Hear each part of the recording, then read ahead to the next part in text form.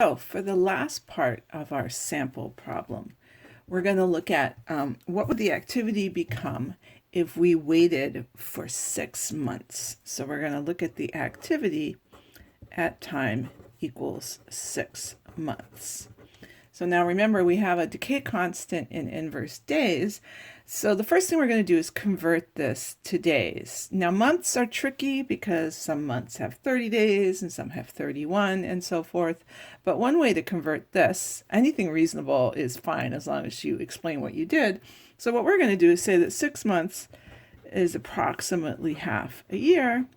And a half a year, remember a year is 365 days, so a half a year is about 182.5 days, or half of 365.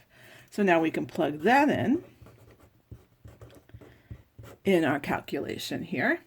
And so again, we have our 3.14 times 10 to the 12th for our initial activity, and now we're going to do e to the minus 0.08642 inverse days for our decay constant. Let's slide it over, and then we're going to multiply that by the number of days, 182.5 days, and now we have inverse days and days, so those units will cancel out and we get a unitless quantity in the exponent, which is what we need. This is often the place where people mess up on these problems, is not getting the units sorted out correctly, and it can make a big difference to your result.